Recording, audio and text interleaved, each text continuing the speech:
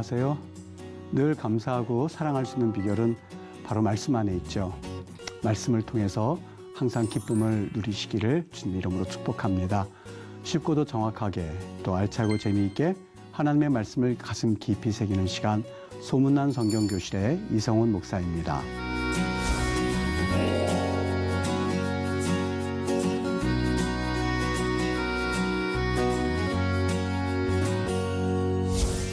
여러분, 지난 시간에 나눈 내용 기억하시죠? 거룩의 대상입니다.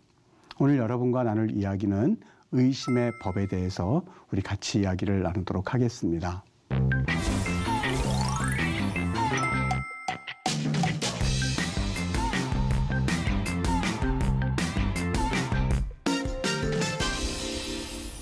모든 진영들이 다 채비를 하고 이제 광야로 떠나야 할 바로 그 직전에 하나님께서 그들에게 모든 준비가 다 끝난 이스라엘 백성들에게 한 가지 중요한 또 그리고 꼭 있어야 할 명령을 내리셨죠. 그것은 바로 거룩이었습니다. 그래서 거룩하지 못하고 부정한 사람들을 진영 바깥으로 내보낼 것을 명령을 하셨는데, 우리는 여기에서 내보는 것에 초점을 맞출 것이 아니라 그 진영 안에 거하시는 거룩한 하나님을 우리가 생각해 보아야 한다고 지난 시간에 우리 같이 이야기를 나누었죠. 그리고 진영 바깥에 있어야 할 부정한 사람들의 질병에 대해서 언급했는데, 첫 번째는 그 나병 환자라고 했습니다만 피부병 환자들이라고 보는 편이 더 설득력이 있다는 말씀을 드렸고요. 두 번째가 유출병에 걸린 그런 사람들, 몸에서 흐르는 주부라는 말을 썼죠. 몸에서 흐르는 모든 것들, 그리고 특별히 출산을 통해서 그 여성의 몸에서 나오는 모든 것들이 있을 때는 여성이 부정하다고 여겼었던 것도 우리가 기억해 볼 때에 유출병 환자들은 모두 부정하다고 성경에서 말씀하고 있고, 그들도 역시 진영 바깥에 있어야 될 사람들이다. 세 번째가 주검을 손으로 만진 사람들, 시체를 손으로 만진 사람들이 부정하다라는 이야기를 드렸습니다. 오늘 강의의 제목인 의심의 법이고요. 여기 이제 주검으로 부정하게 된 사람들은, 또 그리고 유출병이 있는 사람들은, 그리고 또 나병 환자들은 어떻게 해야만 하는가? 민수기 5장 2절 말씀, 이스라엘 자손에게 명령하여 모든 나병 환자와 피부병 환자와 유출증이 있는 자와 주검으로 부정하게 된 자를 다 어떻게 하라고요? 진영 밖, 민, 하, 마하네. 이거는 마하네 그러면 텐트 혹은 진영이란 뜻입니다. 여기서 텐트 진영이라고 하는 것은 여러분 기억하시죠? 성막을 중심으로 해서 진영을 이루는데, 여기 세 개 지파가 있었죠? 유다 지파를 그 리더 지파로 해서 세 개 지파가 있었죠? 여기는 루벤 지파였었죠?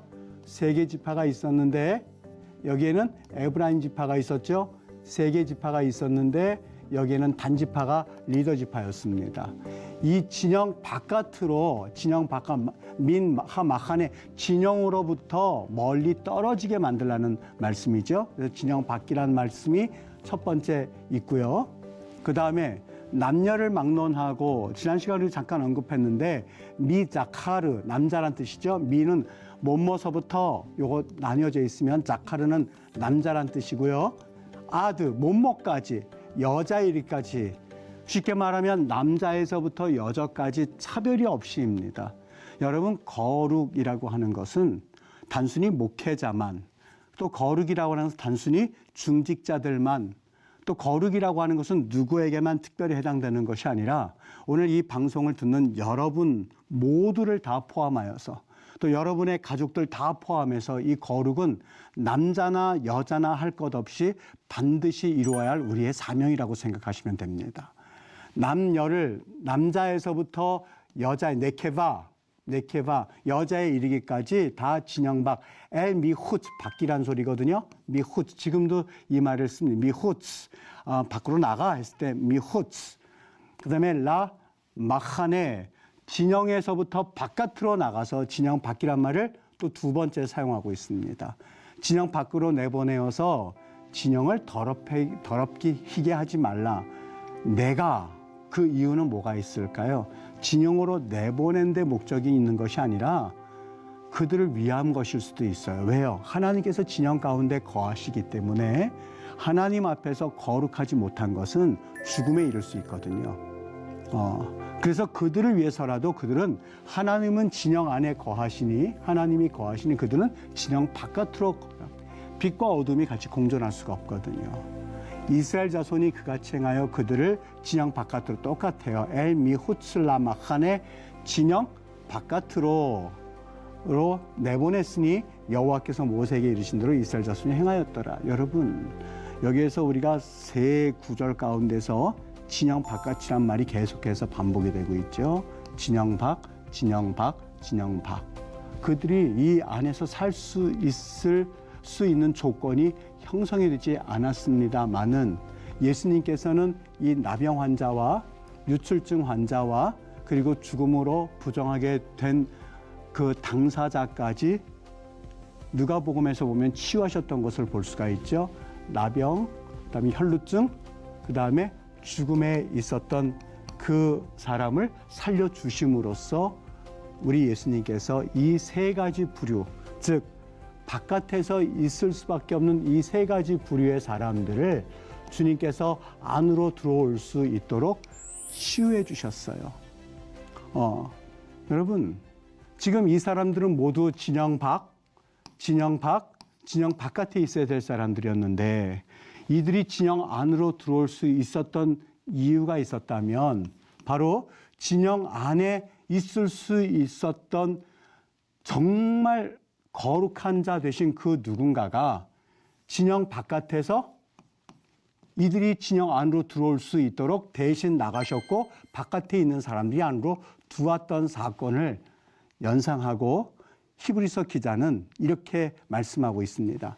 진 밖으로 쫓겨나신 예수님 때문에 예수도 자기 피로써 백성을 거룩하게 하려고 진영 안으로 들어오게 하려고 자신은 스스로 성문 밖, 진영 바깥에서 고난을 받으셨도다라고 히브리서 3장 12절에서는 우리가 거룩하게 될 수 있고 우리가 구원을 받을 수가 있고 우리가 하나님의 자녀될 자격이 없음에도 불구하고 하나님의 자녀가 될 수 있었던 이유는 거룩하신 그 하나님이 스스로 저주를 받아서 진영 바깥에서 남김없이 피두임, 여러분 기억하시나요?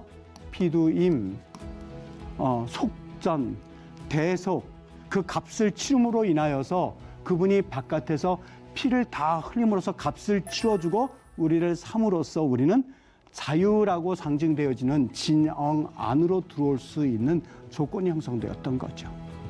민수기에서는요, 여러분 이 속정과 진영 바깥에 또는 진영 안에 하나님께서는 진영 안에 거하시는 분, 진영 밖은 부정한 자가 있는 그 사건, 그 장소를 통하여서 히브리서는 정확하게 이것을 짚어서 바로 예수님의 그 죽으신 십자가의 대속 사건이 이미 민수기에서부터 예언되었던 사건임을 우리에게 말씀해 주고 있어요. 여러분, 민수기를 이해하지 못하면 이 이야기를 그냥 흘려들을 수밖에 없거든요.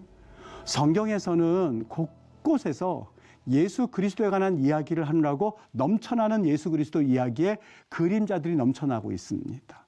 그런데 우리는 사실 성경에서 인포메이션, 정보만을 얻을 뿐이지 그 이야기를 놓치고 읽을 때가 얼마나 많은지 모릅니다.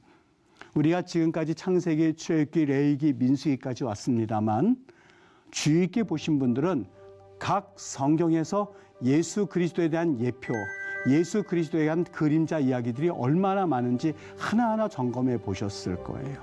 여러분, 여호수아라고 하는 이름도 역시 여호슈아 이렇게 되어 있습니다만 여기 예슈아란 말이 그대로 있습니다.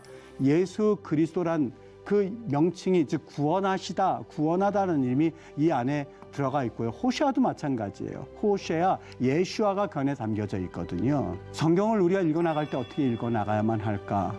물론 여러분들이 다독도 좋습니다. 많이 읽는 것도 좋습니다만 여러분, 영어도요, 한 번 안 들리는 것은 절대 들리지 않거든요. 누군가 그것이 어떠한 말인지를 알려주면 그때부터 들리기 시작하는 것처럼 여러분, 다독도 참 귀중하고 소중한 여러분의 영적 훈련이 될 수 있습니다만 무엇보다도 성경에서 예수님을 경험하고 예수님을 발견하려고 애를 쓰십시오. 그리고 이러한 구약에서 예수님을 발견하는 사건은 예수님을 사랑하는 사람만이 얻을 수 있는 특권이라고 생각이 되어집니다. 성경 읽을 때 기도해야 될 이유가 바로 여기에 있습니다. 기도하고 읽으세요. 하나님, 나로 하여금 예수님을 찾게 하시고 나를 위해서 십자가 못 박혀 죽으신, 진영 바깥에서 죽으신, 그리고 대속해 주신 피두임, 나를 위해서 속전이 되신 우리 예수 그리스도를 경험하게 해주시옵소서라고 성경을 분명하게 여러분이 목적을 두고 읽는다면 여러분들도 역시 구약 성경에서 예수님의 그림자를 분명히 발견하게 될 줄 믿습니다. 우리 오늘 강의의 제목인 이제 의심에 대해서 한번 살펴보려고 할 텐데요. 여러분, 지금 우리가 바로 요 앞전에 세 가지, 하나는 피부병, 나병 환자죠. 두 번째 유출병, 세 번째 죽음에 관해서 이 거룩에 대해서 이야기를 나눴는데요. 여기 의심의 판결법도 이 세 가지 사건과 연관 지어서 볼 수 있는 아주 중요한 사건입니다. 이것이 가정에서 흔히 일어나는 사건인데요. 어느 날 이 여인이 외도를 한 거예요. 근데 증거가 없어요. 여러분, 이거 어떻게 해야만 할까요? 지금은 신문지상에서 흔히 보는 것처럼 심부름센터를 통해서 불륜 현장을 덮친다든지 이렇게 해서 그거를 해결하려고 하는 그 안타까운 모습을 종종 보게 되는데요. 과거에도 역시 이러한 외도 사건이 분명히 있었을 거란 말이에요. 이때 어떻게 해야만 했을까? 첫 번째는 여인이 정말 외도를 했는데 이것이 증거가 없을 수 있는 그런 경우가 있겠죠? 두 번째는 어떤 사건이 있었을까요? 아내가 외도를 하지 않았어요. 외도를 하지 않았는데 남편이 이 여인에게 대하여서 의심하는 경우를 볼 수가 있어요. 이 두 가지 사건이 다 가능성이 있죠. 여러분, 남편이 이때는 아내와 함께 제사장에게로 나아갑니다. 그리고 제사장의 역할은 의심받는 여인을 여호와 앞에 세우게 되죠.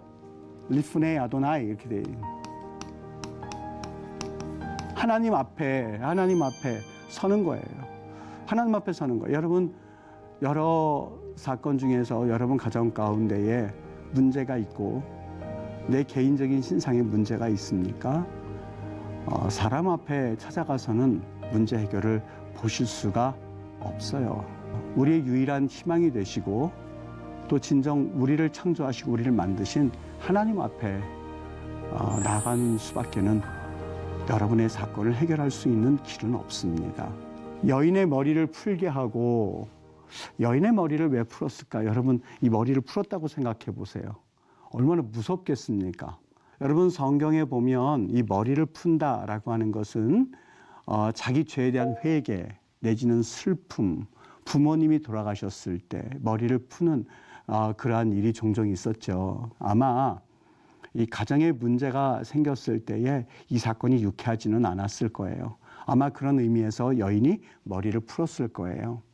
의심의 소재물, 여기 소재물이라고 하는 이유는 바로 곡식을 말합니다. 분량이 10분의 1 에바이니까는요. 10분의 1 에바이니까 대략 한 2.2리터 정도 되는 그런 곡식을 가지고 옵니다. 이제부터 저주에 쓴 물을 만드는데 그 물이 어떻게 만들어지느냐라고 하는 것을 우리 한번 보도록 할게요. 첫 번째, 지금 이야기한 것처럼 아내가 탈선했을 때 티스테 이렇게 돼 있는데요. 아내가 탈선했다 이렇게 돼 있는데 이것은 말 그대로요. 사타 그러면은 정도를 벗어나다 이런 뜻입니다. 벗어나다, 사타, 정도를 벗어나다. 길이 있으면 그 길을 가는 것이 아니라 그 길에서 삐뚤어진 길을 가는 거죠. 하마르티아, 죄도 마찬가지죠. 죄에 대한 것도요. 이 관역을 벗어나라는 뜻이죠. 여러분, 왜 외도가 나쁜 것이냐고요? 다 성인들이니까 이제는 자유함이 있다고. 우리나라에서 이제는 더 이상 간음죄가 해당되지 않기 때문에 이제는 더 이상 죄가 아니라고요. 하나님께서 우리에게 길을 주셨어요. 우리는 이 땅에 살고 있지만 이 땅에 속한 시민권자가 아니라 하늘에 속한 시민권자예요. 하늘에서는 법이 있습니다. 하늘의 법이 있는데 그 법은 하나님께서 우리에게 주신 그 법은 한 사람이 한 아내와 살아갈 수 있는 그러한 법을 하나님께서 우리에게 주셨어요.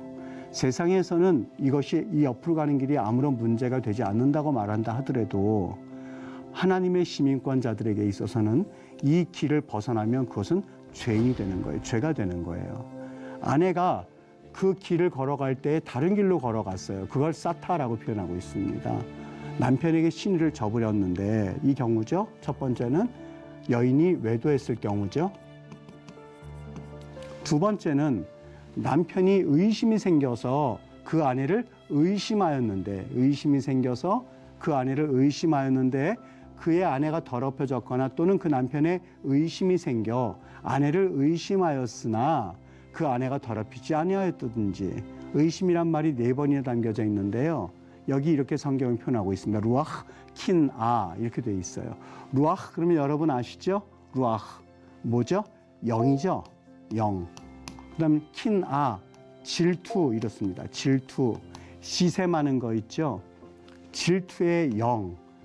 다시 말하면 이때도 우리 지금 이걸 질병으로 표현해서 이게 뭐라고 표현하죠? 아마 이거를 일컬어서 의처증이란 말을 쓰죠. 의처증, 의부증. 우리는 이걸 질병으로 지금 표현하고 있는데 그 당시만 해서도 성경에선 정확하게 이것을 의심의 영으로 봤던 거예요. 질투의 영으로 봤던 거예요. 여러분 이 의심의 영, 질투의 영이 한번 붙잡히게 되면 이걸 막을 수 있는 사람이 없습니다. 과거에 제가 심했었던 교회에서는요. 이 정말 의처증이라고 불러지는 지금 보니까 그게 질투의 영이었었어요. 얼마나 아내를 힘들게 하는지 모릅니다. 조금만 어느 교회에서 다른 남자와 이야기해 보면은요. 집에서 난리가 나는 거예요. 그 남자와 무슨 사이냐고. 그 권사님이 지금은 권사님 되셨는데요. 그 권사님이 누구랑 통화하고 있으면 또 한 번 난리가 나는 거예요. 도대체 누구랑 통화하느냐고요. 여러분 이렇게 그 질투의 영으로 사로잡힌 사람들이 해결할 방법이요. 이건 정말 이걸 어떻게 해결할 수 있을까? 가정 자체가 이게 혼란이 되는데요. 이건 말할 수가 없을 만큼 굉장히 힘든 그런 상황에 처해 있던 분을 한번 본 적이 있었거든요. 여러분 이런 경우에 어떻게 해야 될까? 여러분들이 어떤 모습으로 이걸 해결을 하려고 하는지 병원을 찾아가든지 어떻게 해결할 방법이 나름대로는 가지고 계시겠지만 오늘 성경에는 분명히 말합니다. 제사장에 가져가면 제사장이 여호와께 가지고 온다 이렇게 말씀하고 있죠.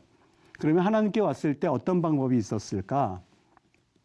15절 그를 위하여 보리 10분의 1 에바를 헌물로 드리되 그것에 기름도 붓지 말고 유향도 두지 말라. 여기 로 야자크 알라브 쉐멘 로 이텐 알라브 레보네. 즉 여기 보면 로란 말이 2번이나 쓰고 있죠. 로. 절대로 기름도 붓지 말고 거기에 기름도 붓지 말고 이건 pour out이죠. 기름을 붓지도 말고 그리고 유향도 거기에 붓지도 말아라. 기름도 붓지 말고 유향도 붓지 말아라. 왜 그랬을까? 왜 소제를 드릴 때 하나님께서 향기나는 제사를 하기 위해서 그 소제에 기름도 붓고 유향도 부었는데 왜 붓지 말라고 한 것일까? 여러분 소제라고 하는 것은 지금 금방 이야기한 것처럼 하나님께 감사, 하나님께 기쁨의 제사예요. 근데 지금 그 여인이 10분의 1 에바 2.2리터의 곡식 소제를 가지고 나온 것은 기쁨과는 상관이 없어요. 지금 가정이 깨어지고 가정이 혼란해지고 그리고 질투의 영이 남편을 사로잡아서 그 여인이 너무너무 고통스러워하는 시간이기 때문에 하나님께서 그 마음을 배려해 주신 거예요. 너 지금 교회 나오는 이유가 뭔지 알거든? 너가 교회 안에서 그렇게 막 박수 치면서 찬양하지 않아도 나는 알고 있어. 네가 때로는 너무 경제적으로 힘이 들어서 감사의 예물이 때로는 부족하다고 하는 네 마음, 그 마음을 나도 알고 있어. 마치 둘의 돈을 가지고 온 그 과부의 마음처럼 내가 네 마음을 알고 있단다 라고 하는 하나님의 음성으로 들리지 않습니까? 절대로 로란 말이 2번이나 반복이 돼 있어요. 절대로 너 거기에 기름이나 유향이 없다고 그래서 부담감 갖지 말어. 하지 말어. 나는 내 마음 알고 있거든. 여러분, 우리 하나님은요, 우리를 얼마나 배려해 주신지 모르겠어요. 내가 문 밖에 서서 두드리노니 그렇게 돼 있거든요. 하나님이시라면 문 벌컥 여시고요. 벌컥벌컥 열고, 내가 네 부모인데 벌컥벌컥 열고 들어올 수 있거든요. 근데 우리 하나님께서는 그렇게 하지 않으세요. Keep knocking. 계속해서 두들기시는 거예요. 언제까지요? 우리 스스로 문을 빼꼼하고 열 때까지. 그게 우리 하나님이세요. 하나님이 그 여인의 기분과는 상관이 없이 너 원리 원칙대로 기름도 붓고 유향도 부어 이렇게 말씀하지 않으셨어요. 절대로 그렇게 두 번이나 반복하셨어요. 절대로 기름도 유향도 붓지 말어. 네 마음 상태가 지금 얼마나 힘든지 나는 알고 있거든. 얘야, 지금 네가 드리는 소재로 만족하단다라는 그 음성으로 들리지 않으십니까? 아내의 죄가 있고 없고를 판단한 그 일이 유익한 사건은 아니라는 것을 오늘 말씀해주고 있죠. 이제 저주의 물을 제조하는데요, 이렇게 말합니다. 제사장은 그 여인을 가까이 오게 하여 여호와 앞에 세우고 토기에 거룩한 물을 담고, 여기 거룩한 물이라는 것은 아마 그 성막에 들어갈 때에 제단이 있고 이 제단을 통과하면 여기에 그 바다라는 것이 있죠. 놋바다. 이름이 놋바다예요. 여기에 물을 담아서 손을 씻는 그러한 물을 채우는 장소예요. 이렇게 동그랗게 돼가지고요. 거기에 있는 물을 담아가지고 민수기 5장 17절 바닥에 티끌을 취하여서 물에 넣어라 그랬는데, 왜 티끌을 넣었다고 생각하세요? 거기에 그 바닥에 티끌을 취해서 거기에 넣었거든요. 왜 이걸 넣었을까요? 여기 티끌이란 말이 민하 아파르라고 돼 있는데, 여러분, 이 아파르란 말을 했을 때 뭐가 기억되셔야만 하냐면, 이 뱀이 아담과 하와를 꿰어서 범죄하고 나서 하나님께 저주를 받죠. 그때에 하나님께서 이러한 형벌을 내리시죠. 인간 범죄의 원인 제거였던 뱀에게 너는 이제 평생 흙을 식물로 삼을지니라 했을 때 그 흙이 아파르라고 되어 있습니다. 그러니까 저주의 상징일 수 있는 그 아파르, 즉 먼지, 티끌이라고 번역했는데 그거를 집어넣고, 그 다음에 그거죠. 모든 짐승보다 더욱 저주를 받아 배로 다니고 살아있는 동안 흙을, 아파르를 먹을지니라. 아까 그 단어예요. 저주의 상징. 그 다음에 땅에 티끌을 침해, 애굽 온 땅에 티끌, 아파르가 모두 다 이제는 이가 되어서 애굽 사람들을 심판하죠. 저주의 상징이었던 거예요. 그걸 담고, 그것을 담아서 그들이 이제 이 물을 제조해서 결국에는 이 물을 마시게 합니다. 그 전에는 또 이제 이런 여러 가지 것들이요. 네가 이걸 마시면 외도를 했을 경우에 너는 넓적다리가 마르게 될 것이고, 뭐 이런 저주문을 써가지고 그걸 빨아가지고 물을 만들어요. 여러분, 이거 마치 좀 뭐라고 그럴까요? 미신적인 듯한 그러한 느낌도 없지는 않은데요. 근데 저는 그렇게 생각하지 않고요. 미신적이라기보다도요, 하나님께서 정말 그렇게 역사하셨다고 저는 믿어져요. 만약에 그 여인이 범죄했다면 이 물을 먹었을 때 어떤 사건이 일어나느냐? 여기 넓적다리가 갈라지고, 여기 이렇게 표현하고 있죠. 민수기 5장 20절에 보면, 그러나 네가 내 남편을 두고 탈선하여 몸을 더럽혀서 내 남편 아닌 사람과 동침하였으면 여호와께서 내 넓적다리가 마르게 하시고 네가 내 백성 중에 저주거리 맹세거리가 되게 하실지라. 여기 이 넓적다리란 말이 야라흐라고 되어 있거든요. 야라흐. 원래는 이 야라흐란 말이 여기 이 대퇴부에 있는 이 부분을 말하거든요. 그런데 이 상징적으로 보여줄 뿐이지 사실 이것은 생식기간을 말합니다. 생식기간이 잘못되어서 저주를 받아서 이제는 잉태하지 못하는 그런 괴로움을 당하게 될 것이다. 만약에 이것이 온전하다면, 그 여인이 온전한데 그냥 데리고 왔다면 너는 다시 출산을 하게 될 거야 라고 하는 그 의심의 법을 하나님께서 주시지요. 왜 하나님께서 이런 법을 만들어 주셨을까요? 이런 법을 하나님께서 보여주셨을까요? 여러분, 너무 수치스러운 거 아닐까요? 여인을 데리고 와서 사람들 앞에서 이거 물을 마시게 하면서 정말 그 여인이 넓적다리가 마르는지 배가 부른지 이것을 보게 하기 위해서 그 앞에 데리고 왔을 때 여러분 너무나 수치스럽지 않았을까요? 하나님께서 왜 이런 의심의 법을 시행하게 하셨던 것일까요? 이 법이 지금으로부터 수천 년 전에 있었던 법이라는 것을 한번 감안해 보시죠. 수천 년 전에. 여러분, 수천 년 전에는 여인의 권리라든지 여인의 인권이 사실상 무시당하고 있었던 때였었어요.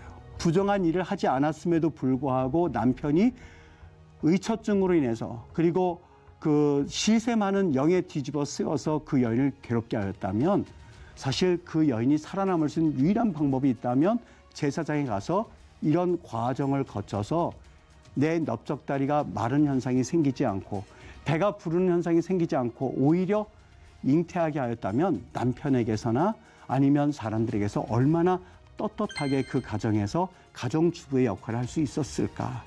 그 당시에는 그 여인의 인권을 보장해 줄 수 있는 아주 중요한 법이었었다 하는 것을 우리가 알 수가 있고요. 또 하나 중요한 것은 하나님이 얼마나 가정의 거룩에 대해서 관심이 있었는가 하는 것을 우리에게 보여주는 장면입니다.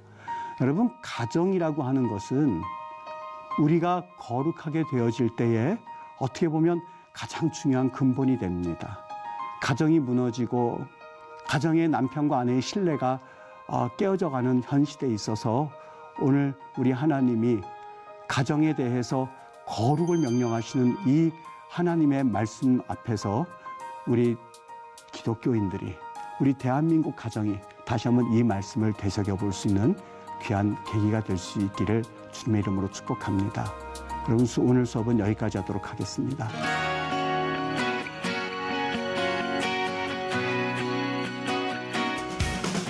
여러분, 유익한 시간 되셨습니까? 오늘 수업은요, 유튜브로 다시 여러분들이 돌려보실 수 있습니다. 한번 복습하시면서 말씀의 은혜를 풍성하게 누리시기를 바랍니다. 다음 시간에는요, 우리가 나신에 대해서 한번 공부를 해보도록 하겠습니다. 하나님께서 거룩에 관한 이야기를 나신을 통해서 또 우리에게 들려주시는 그런 또 하나의 놀라운 이야기가 바로 여기에 담겨져 있습니다. 말씀과 동행하는 하루 보내시고 다음 시간에 찾아뵙도록 하겠습니다. 감사합니다.